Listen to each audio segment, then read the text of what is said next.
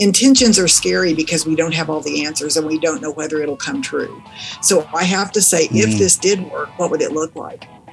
It would look like we are happy that we had the conversation. We got through the rough spot. They are diligently working on their skills or their behavior, that there's accountability, and that we have turned a corner. And this time next year, we're having a different conversation, or this time next month, that we don't have to be in the stuck place. That's what the intention looks like. So then I say, my intention for this conversation is to talk about your sales numbers and to see where I can support you on reaching your goals.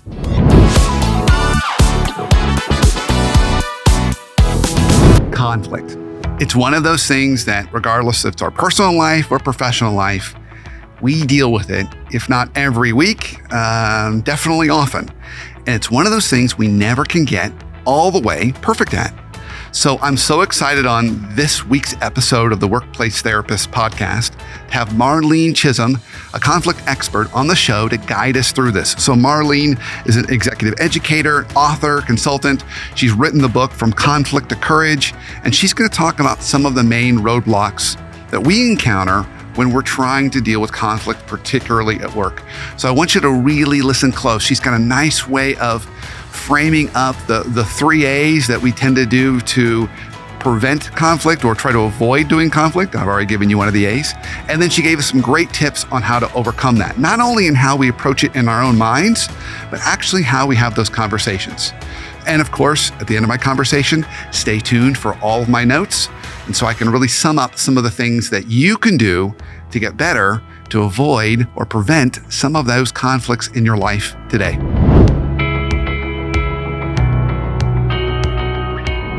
Marlene, it is such a pleasure to have you on the show today. I'm so excited about our topic. I mean, our topic, unfortunately, is evergreen. It's conflict. I mean, there's always some level of challenge that we have, whether personal life or professional life, and resolving that can be tricky and uncomfortable. So I am so thrilled to have you on the show today to talk about it. Well, Dr. Brendan, I'm excited to be here. So maybe a good starting place for us. Share a little bit about you. I would love to hear, and for the listeners to hear, what got you kind of down this path of conflict? What's been kind of your career journey? And then maybe we can dive into our topic and figure out how we can give some people some great tools to make this a little bit better. Well, I learned something early on, right before I started a career of professional speaking. I learned about the Karpman drama triangle. I'm sure you've heard of that. And it's knowing how relationships get into dysfunctional patterns. It really changed my life. And I started out keynoting and speaking, and eventually I went back to school to get my master's degree. And I didn't really know what I was doing at all because I was sort of having a dip in my business and trying to figure out, like, how can I be productive? I've quit my job. I'm trying to do this business. And my professor said, if you'll finish your master's degree and do a capstone, you can build a platform for your future engagements or consulting, and it can be like Stephen Covey. Well, that seemed so far away from me, and I didn't even really understand it, but I went ahead and my capstone was called Drama in the Workplace Hampers Productivity, the Effect of Relationships on the Bottom Line. And during that research, I kept finding how it was like a squirrel looking for a nut, I guess, because every single thread led to something different. Relationship drama creates health problems, absenteeism. It went in every direction, and it was really hard to keep the focus because it was really about how relationships affect the bottom line, which was not really that interesting to me, to be honest. I was more interested in the personal growth aspect of it and working it in my own life. But it did give me that foundation. And then later, I started getting opportunities to do training, and then through that, some consulting. And then I started seeing a pattern, and I'm fast forwarding through many, many years with this, but I started seeing a pattern that every single big problem in an organization could be linked back to a conversation that should have happened but didn't. And so I started working on a program for a leadership academy on how to have difficult conversations. And I had a lot of concepts, but I didn't have a formula yet. And I don't necessarily believe in formulas, but I did build a blueprint, so to speak, for how to have conversations when you've been avoiding them, and how to have it from the beginning to the end, how to start it, how to stay with it, how not to get sidetracked. And within that blueprint were certain skills that you could use alone.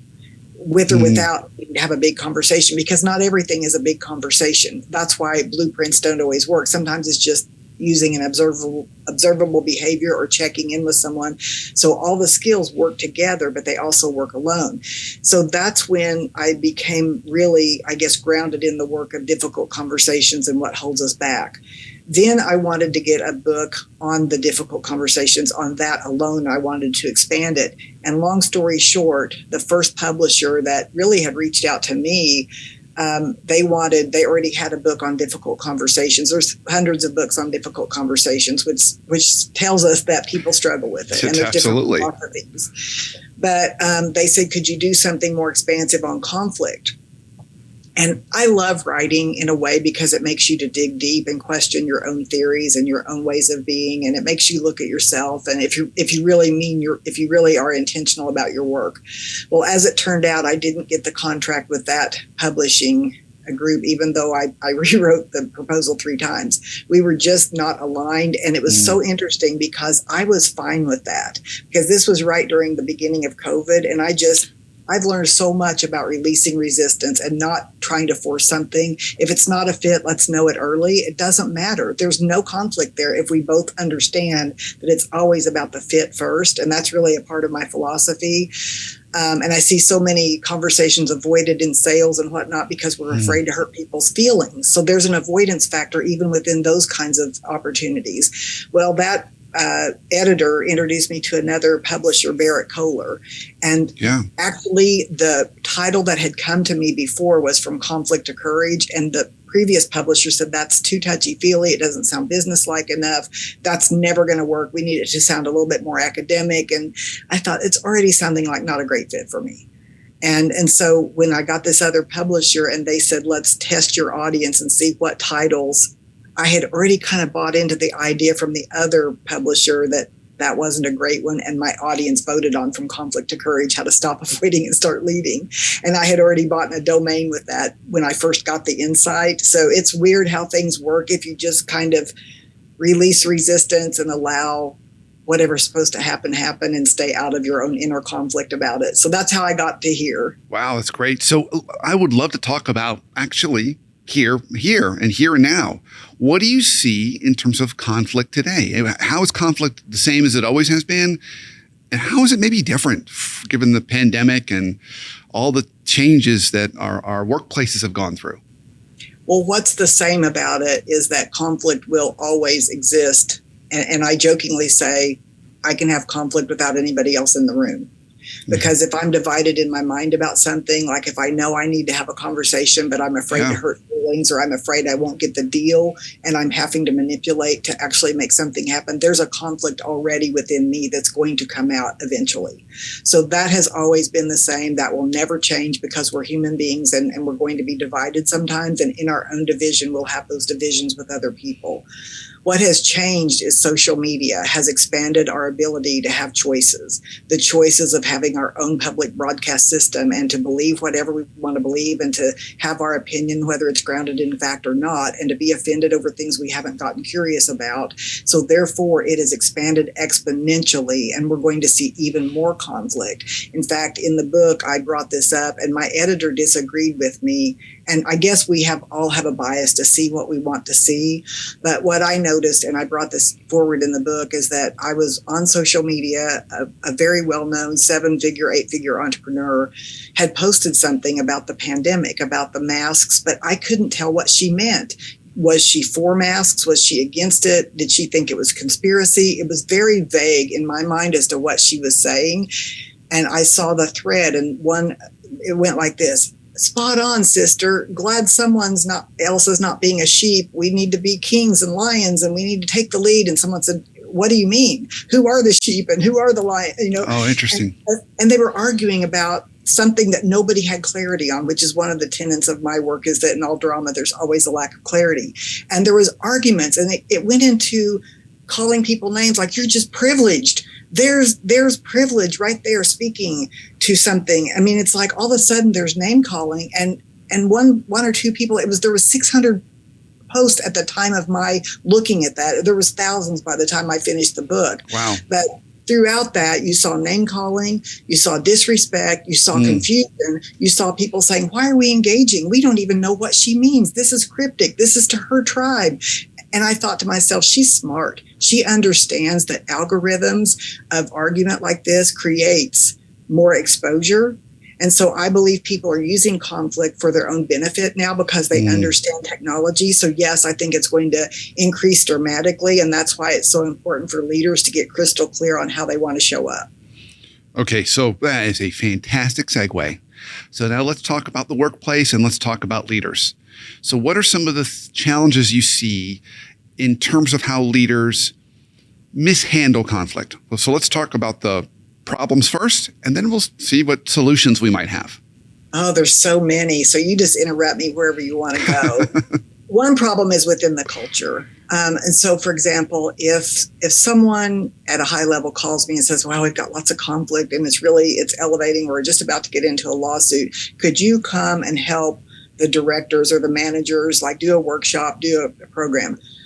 But if I look at it, I will see that the system itself is part of the problem in that the middle level managers have never been trained. They've never been mentored. They've never been supported. So what they do to cope is they do what we all do, avoiding aggression or appeasing. And that shows up like this. There's two people that don't get along with the rest of the group. One of them, maybe is of a different nationality.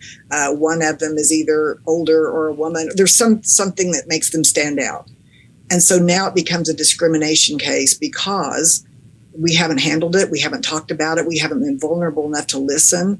And so what we do is we reorganize. Let's move these two people that get along into the basement, and we're going to call it a reorganization. And they're going to have different roles, different titles. And so it starts to feel like you're disconnected, not being heard. And if they keep going back above you to try to resolve it, and then that manager says, no, go to your manager, and there's no real addressing of the issue, it then turns into an EEOC case, or it turns into some sort of a big blowout or some sort of turnover that didn't need to happen. And it really boils down to a conversation that was avoided based on the structures of the organization. And especially if those at the top want to believe that everybody should just behave and get along and we're Stepford wives. If we are uncomfortable with the idea of conflict in sensitive areas, the more uncomfortable we are, the more we resort to coping behaviors and mechanisms. Okay. So naturally, leaders don't know how to deal with some of these situations. They don't want to create any kind of legal matter, but they also might just not want to have the uncomfortable conversation. They kind of maybe just want it to go away. What's a good first step? What is something that leaders can do to start to address some of these challenges early on before they turn into all the other things that you laid out? Well, one is just to listen and not make a promise that you can't keep. So that's just a practical thing that you can do, is to try to understand the situation. I'll give you a more strategic approach, though. That listening is always good. What happens with listening that doesn't work is when I say, I hear you, we're going to change your supervisor, or we're going to move you, or I hear you, I'll get with someone else to help move this along, and then you don't. The appeasing is what really causes a lot of problems, because someone feels heard and then they feel deceived. So before you do any of that, that's just a skill, and people learn that skill, but they don't know strategically how to use the skill. Before you do anything, what you need is leadership clarity. And so the way that I talk about leadership clarity to create a model and a visual is like you have a boat, you have an island, and you have a shark. So the boat is in, like, if you're looking at a flip chart or a PowerPoint, the boat is in the left-hand bottom right, the island is at the top, and the shark is in the middle. The boat represents the situation. What is the situation? I call it a situation analysis. What is happening that should not be happening? What is not happening that should be? What are the facts? What are the observed behaviors? Not the feelings, not the assumptions, not the story. What is the situation? The next part of that is, what is the outcome that we want? And if you can't name those 2 points, if you can't articulate those 2 points of attraction, you cannot resolve the problem anyway. You'll get off into stories and distractions and blame and resentment and everything else. The shark in the middle is the obstacle. What are the real or perceived obstacles? And that can be the story. That can be COVID. That can be my perception of another person. So right there is where you have the obstacles, and those don't have to be factual. But until you have that understanding of where you are, where you want to go, and what's standing in the way, you will not be able to resolve anything because you'll be too easily distracted in the conversation. So having those three, do you actually then call them out, say, hey, let's talk about the situation. Let's talk about ideal outcome. Let's talk about kind of what's in between. Do you name them? It's part of the conversation, and you can do it that way, especially in a group setting. You could do it that way. But if you're talking about in the context of a one-on-one conversation where you have to talk about a behavior, a performance, or a problem, after you get this clarity part done, this is your pre-work. You have to learn how to do this, because once you learn how to do it, you can do it very quickly. But until you learn it, it's really hard to do because we get stuck on process. What should I do? What should I say? And if they say that we get stuck on the how, and I call that getting stuck on the rock called how. Let's have a workshop and 2 coaching sessions. For what reason, right? Because that may not be it. It may be that the top leaders are supporting this behavior. It's their nephew that runs this part of the department. Like, we have to know what the real situation is before we start going down process. So let's say you figured out those parts, the first thing you do after you're clear about that is you set the intention for the conversation that you're going to lead. Is the intention to improve performance? Is the intention to understand? Is the intention to shift a behavior? Is the intention to increase sales, reduce turnover? What is your end result in this conversation? And it might be that you need 2 or 3 conversations because you can't put every intention into one conversation. So I think of an intention as a goal with a soul. In other words, we have an outcome, but it's not just about numbers. It's not a spreadsheet. It's about the journey. It's about the rowers in the boat. It's about the feeling and the essence of where we're going and why we're going there. It really comes from the heart, but it also attaches to business. So we're not going to rescue other people, and we're not going to soft soap it, but we are going to get clear about how it affects the business and the outcomes and what I can do as a leader to support you. And if you can't come from that place, you've got inner work to do, because what I see all the time is, and I hear this blatantly being discussed with me because I'm a consultant. Okay, so here's what we're going to do. I've already decided I've got the support of my director, of my vice president. So what I'm going to do is I'm going to document her 3 times over the next couple of months so I can get rid of her.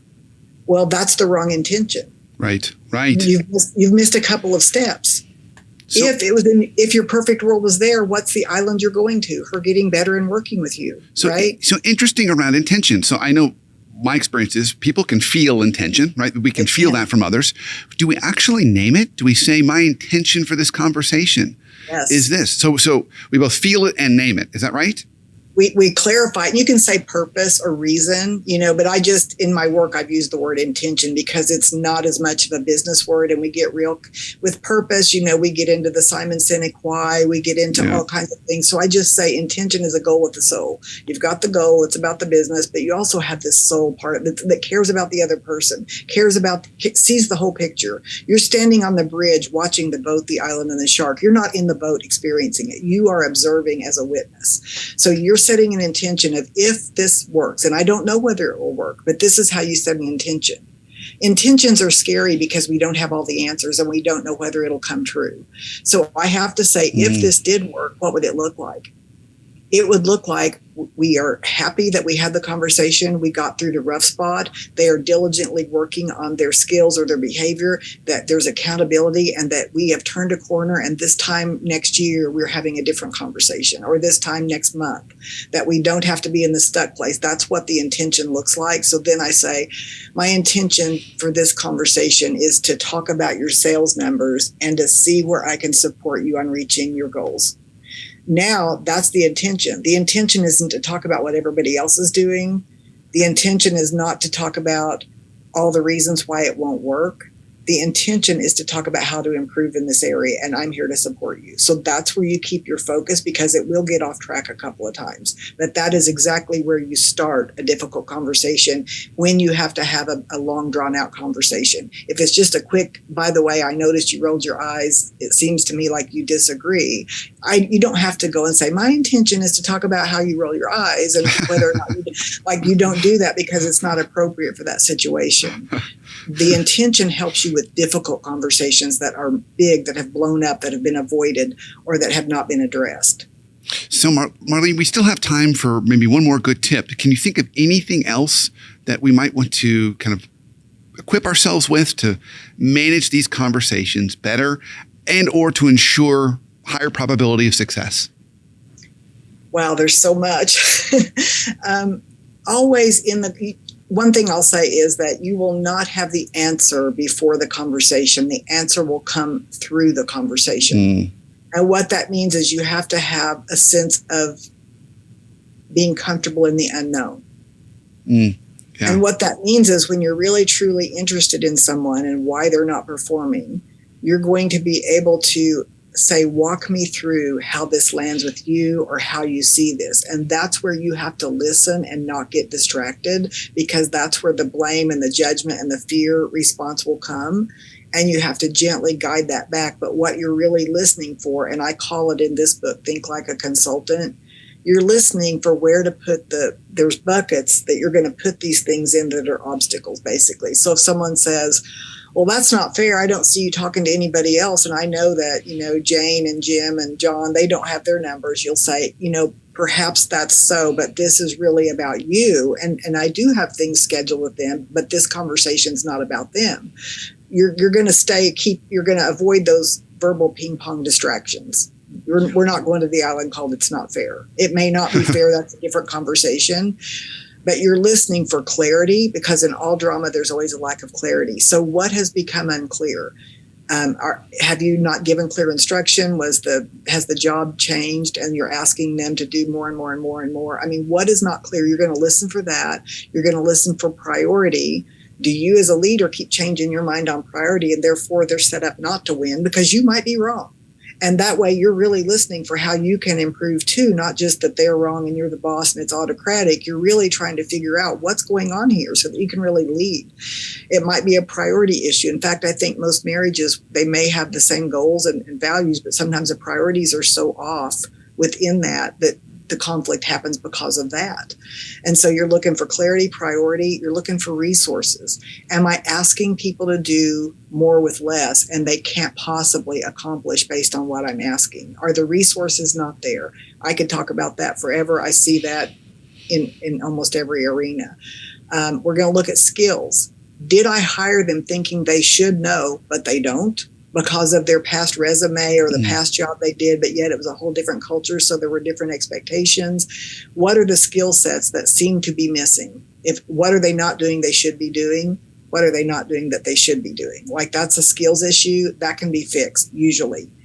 And then the last part you're looking for is willingness.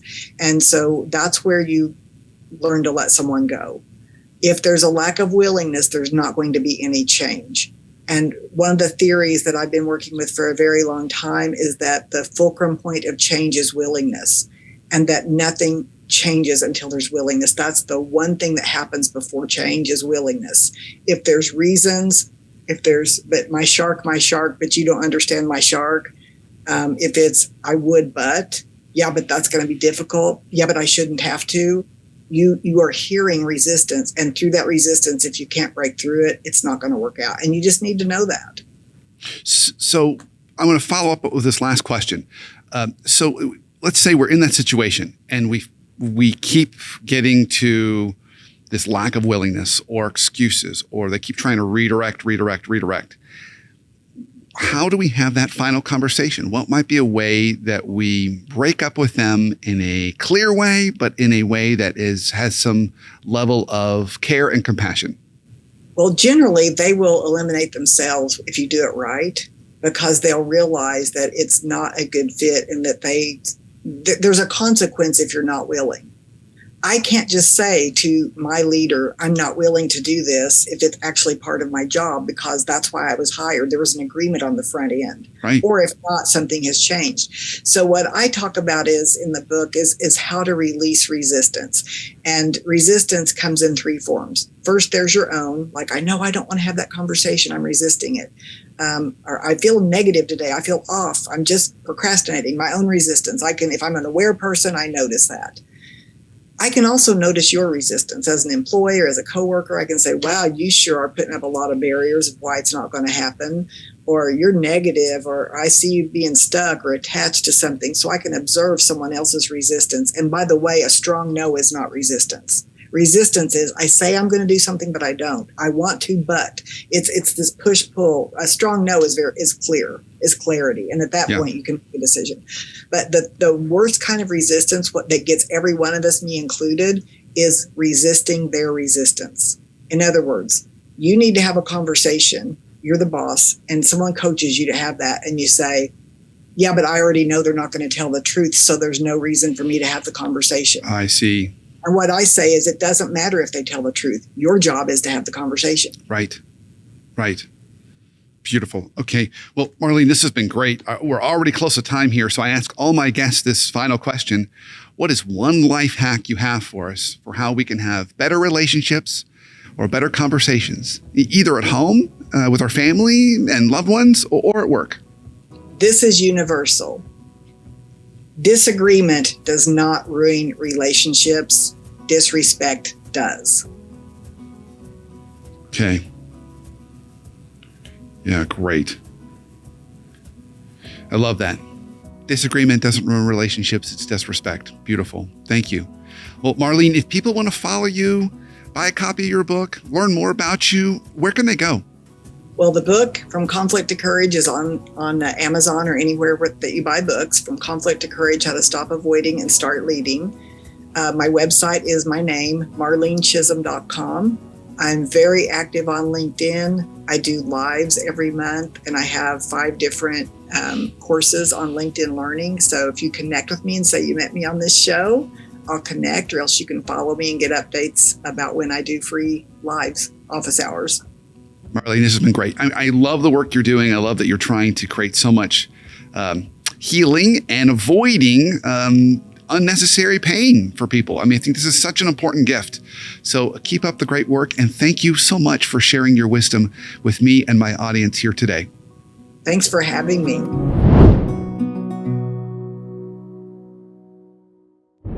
So Marlene covered a lot of ground. I could already tell from my conversation with her that we could have gone on for many more episodes just on this topic of conflict.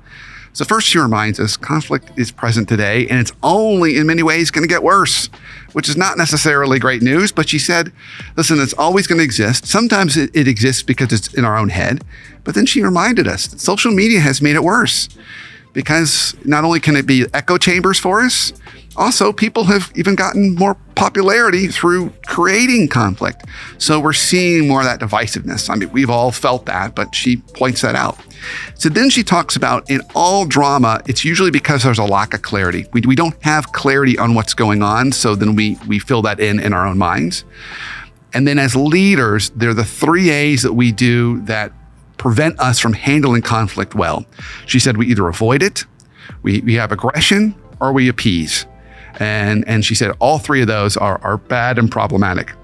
She said our first step really is to listen, but make sure we're not overpromising, because that can actually create more resentment down the road.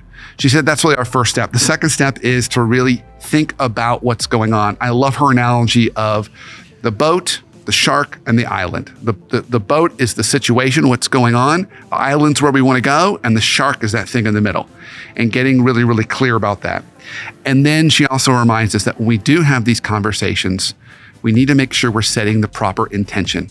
We can say it out loud and say what our intention or purpose is for the conversation, but she reminds us we have to feel it. We have to go in there with a spirit of trying to listen, get curious, care about the other person, and care about the situation and try and resolve it. If we go in there just like we're checking a box, they're going to be able to tell, and it's not going to move forward. Well, we covered even more than that in the show, but I thought those were some good highlights that I took away. So think about how you might be able to use either 1 or 2 of those ideas as you're thinking about a conflict right now in your life that you want to get through. And if each of us takes these ideas and tries to apply them, think how much better the world would be.